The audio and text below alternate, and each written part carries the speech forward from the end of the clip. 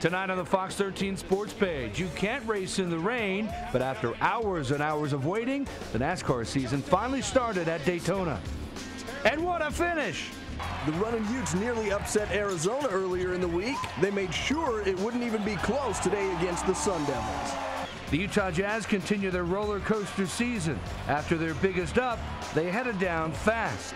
And now that the Olympics are done, find out what local athletes did to help the red, white, and blue in Sochi. The Fox 13 Sports page starts now. Dun, dun, dun, dun, dun, dun, dun. We gonna get in trouble for that song? Probably. It was courtesy of somebody. Welcome to the Fox 13 Sports page. I'm Jeff Rhineer. And I'm Jared Bates. Rain played a big role in today's Daytona 500. After 45 minutes of racing, drivers had to sit through a 6-hour delay before they could restart the Great American Race. And it was a wild racing when they resumed. 42 lead changes, 4 multi-car accidents, a big crash with just over 50 to go. Danica Patrick in the green GoDaddy car slams into the wall right there. Big hit. Here's what it looked like inside her car. She lets go of the wheel right before she hits the wall. Ouch. Oh, man. What an impact. She's done racing for the day, but she will be okay. Dale Earnhardt Jr. was in the lead with 7 laps to go. But behind him, there was another big pileup. Took out another handful of cars. Wild racing at Daytona. Earnhardt still in the lead when they restarted the race with 2 laps to go. Final lap. Earnhardt hangs out in front while another crash happens behind him, but he rides on to take the checkered flag. That's right. His second win in the Great American Race, coming 10 years after his first win. Snaps a 55-race winless streak on the track where his father was killed in an accident on the final lap of the race in 2001. It feels just as good, if not better than the first, because of how hard we tried year after year after year, running second all them years, wondering why and what we needed to do. And I got to get my head together. I got to thank National Guard, Diet Mountain Dew, all our sponsors, Kelly Blue Book, Chevy and Sprint, and my team. This race car was awesome. We showed them there all night long how good a car we had. And it's because these guys right here putting it together in the shop, man. That thing would do anything. Nobody, we could fight off battles after battles. And we got a little help at the end from Jeff to get away on that restart and just sort of try to take care of it from there. It was, this is amazing. I can't believe this is happening. I'll never take this for granted, man, because this just doesn't happen twice, let alone once. I think you meant to say once, let alone twice, but whatever. You won. Now that the 2014 Olympics are done, we'll recap the huge impact that Utah athletes made for the USA at Sochi.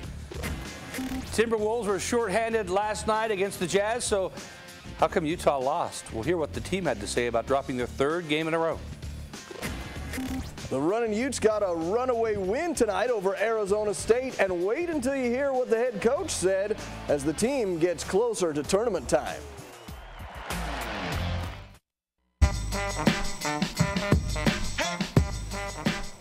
On Wednesday, the Utah men's basketball team took the number 4 ranked Arizona Wildcats into overtime. But like so many other times this season, the Utes came up just short, losing by 4 points.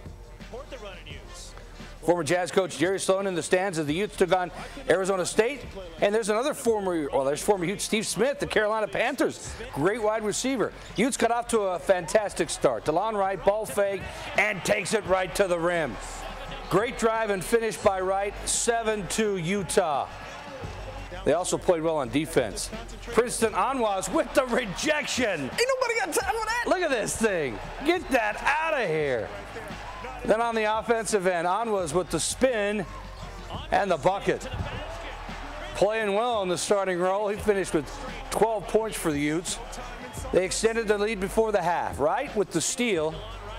And ain't nobody going to stop him all the way off the glass and in. The Utes led by 27 points.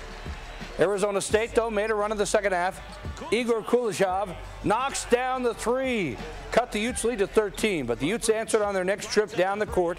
Jordan Loveridge A big three to stop the Sun Devils' run, put the Utes back in control. Then Wright, driving, scoring, three-point play. He led all scorers with 22 points. Then Loveridge, watch this, hanging, hitting off the glass. He finished with 18. Brennan Lentz added 14 off the bench, including that dunk. The Utes with an impressive 86-62 win over Arizona State. I thought DeLon had a really nice bounce-back game, and Jordan had a nice game. You know, some guys that maybe were a little bit embarrassed after Wednesday night, it was good to see them respond, and DeLon not missing a field goal and, you know, being perfect that way and sniffing around the triple-double kind of stuff is positive. We did what Coach told us to do, which was just play our game and play our defense, our defense set the tone for the game. They knew that they weren't just going to be able to come in and to the paint, just get up shots, you know, make some shots. So I think when we blocked some of their shots, it really like messed with them. I plan on winning the tournament in Vegas, and we don't have to talk about any selection committee or anything like that. So I couldn't be more sure that that's going to happen.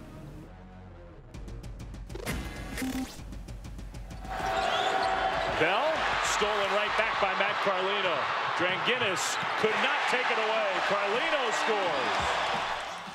Thursday night in Provo, BYU only got 12 points from Tyler Haws, but the Cougars got 15 points from Matt Carlino and a game-high 17 from Anson Winder as they knocked off 25th-ranked Gonzaga to keep their hopes of an NCAA tournament invitation very much alive.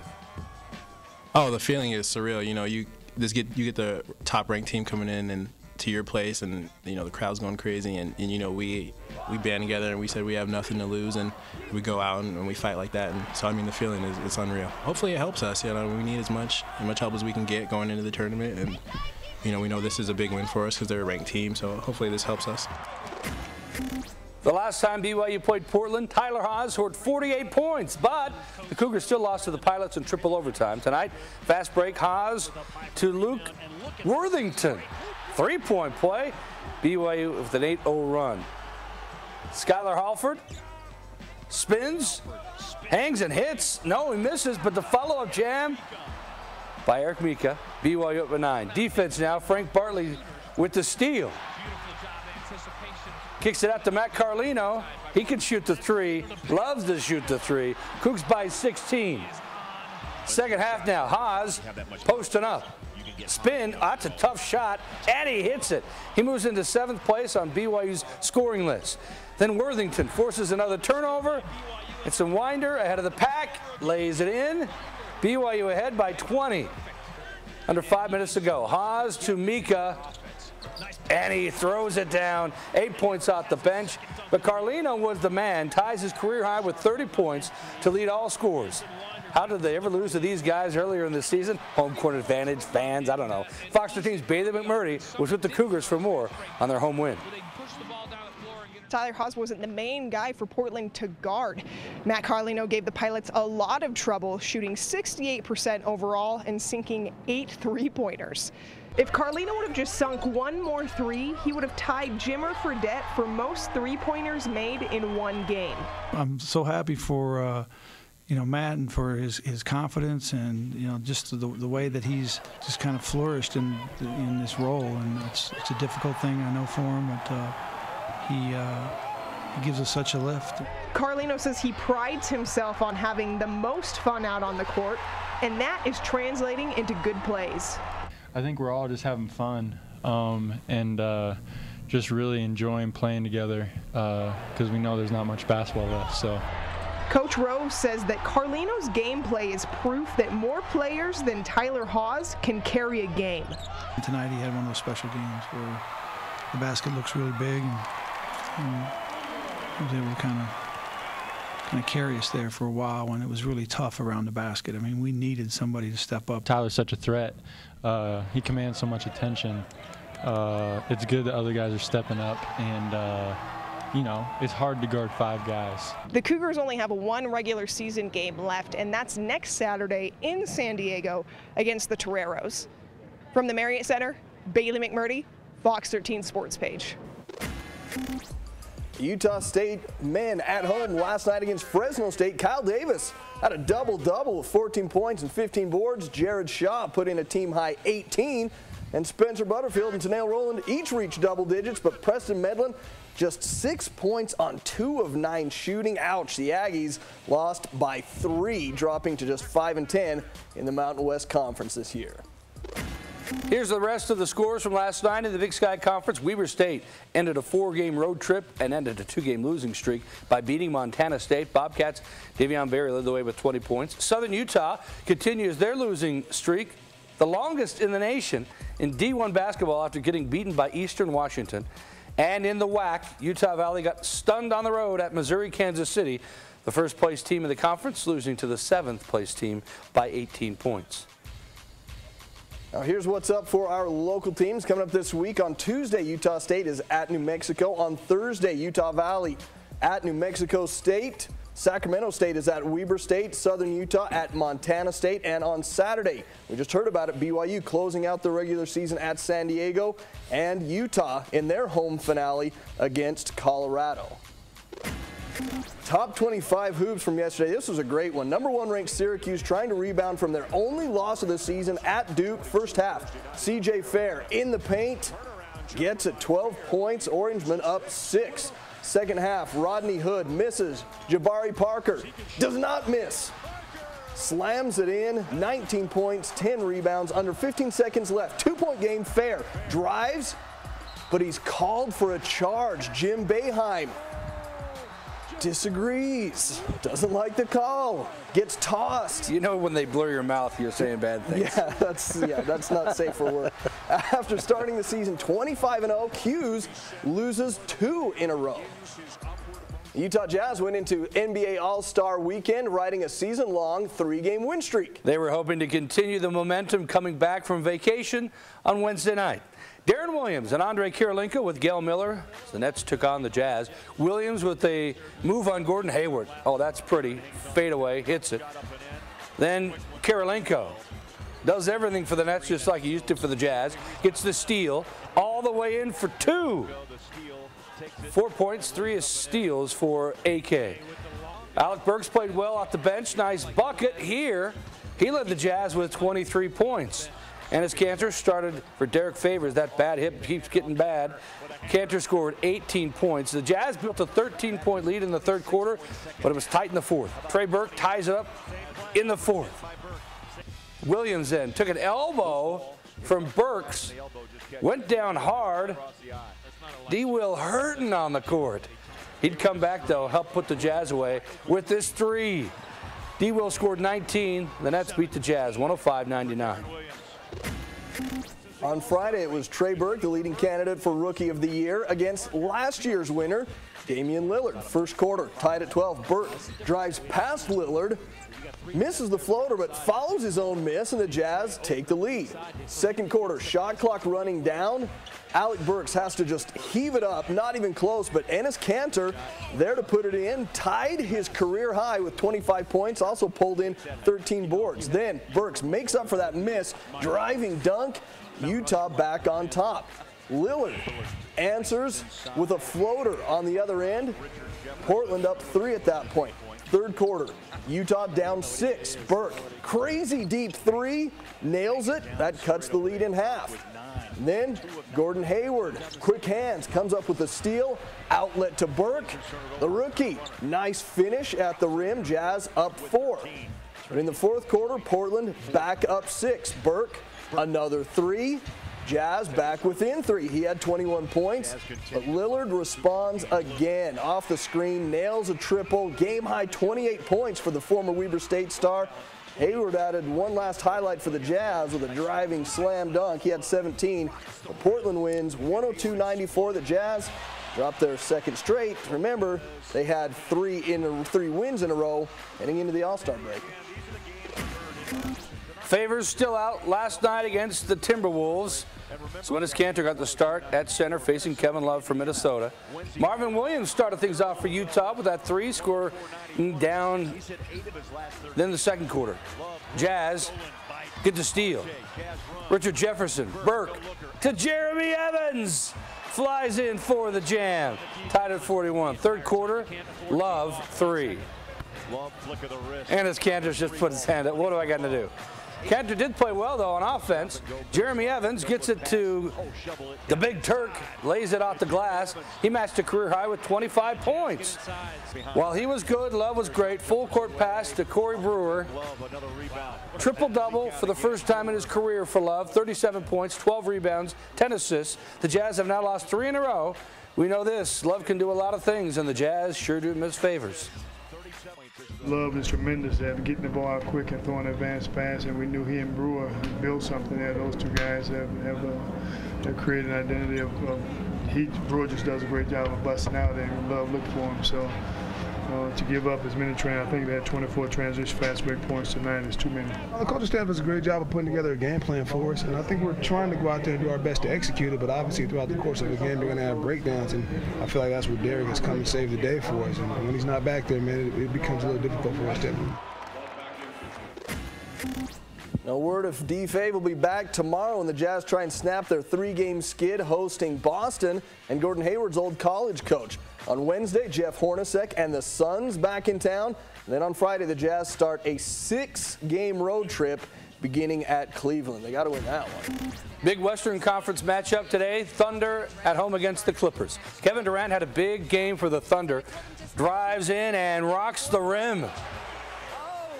Jamal Crawford stepped it up for the Clippers. Outside, pulls up, long 3 is good. Clippers up 6 in the third. Just before the end of the third quarter, Durant just brings it up the court, stops, pops, and hits. OKC down by 6. All tied up in the fourth quarter. Russell Westbrook kicks it out to Durant. Another 3 is good. Finished with 42 points. The Clippers, though, went back to their sharpshooter, Crawford. Buries another 3. Crawford led the Clippers with 36 points, leading the Clips to a 125-117 win over the Thunder. Braun not playing today with the Heat against the Bulls. Got a broken nose. Into the second quarter, Dwayne Wade off the fadeaway, drops it. It was tied at the half. The Heat then go on an 11-0 run. Chris Bosh for 3. He had 4 from downtown, ties a career high. Then Mario Chalmers, the steal, Ray Allen, the score. The Heat up 10. They just keep it rolling in the fourth.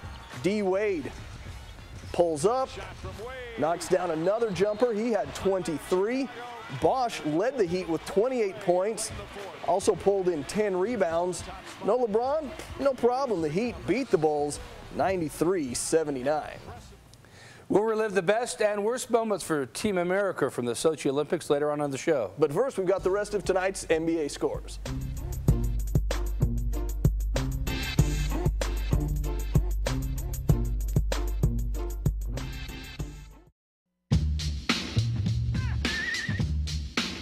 This season, the Utah gymnastic team was off to their best start in years. But their weakest event, the balance beam, cost them dearly on Monday. The Utes struggled on the beam, suffered their first loss of the season at Stanford. At home last night against Oregon State on the vault, Kyla Delaney and Tori Wilson each with a 9.950. Remember what I said about the Utes on the beam at Stanford? Mary Beth Lofgren last night with a 9.925 on the beam. That was clutch. Georgia DeBritz won the all-around as the Red Rocks beat Oregon State by more than a full point. Utah hosts Washington this Friday night. After the break, we'll take you back to Russia for one last look at what was a great and what was a bad for the U.S. team in Sochi.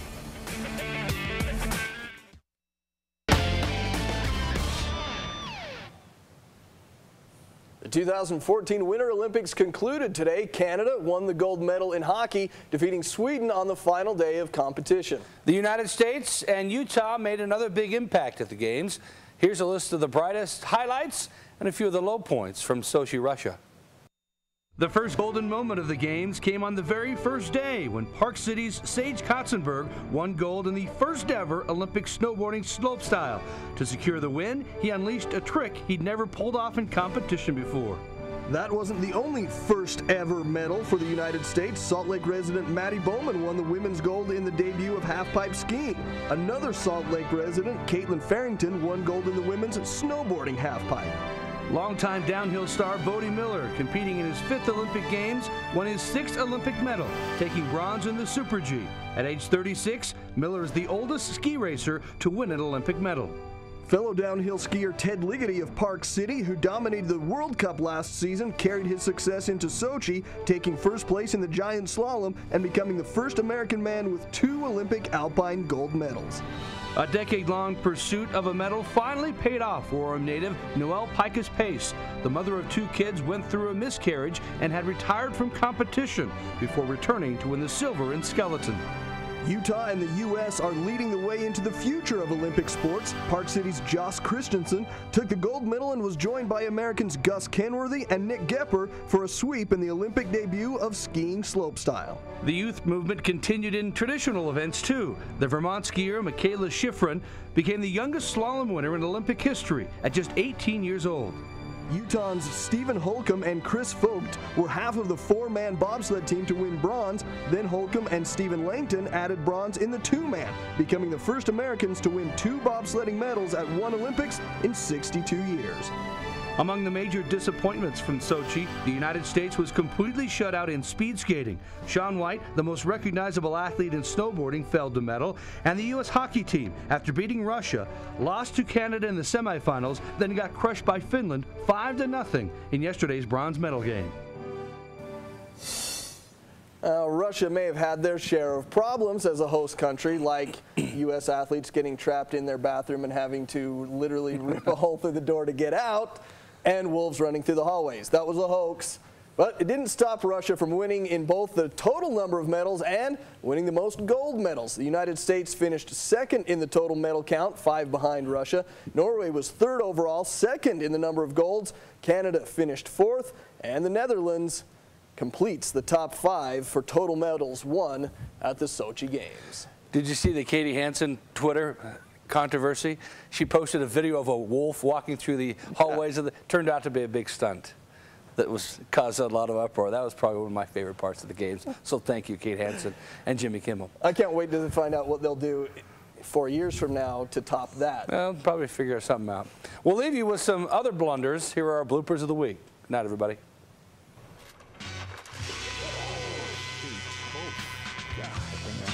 That hit a cameraman right there? Somebody. I think there's a cameraman almost hitting the line.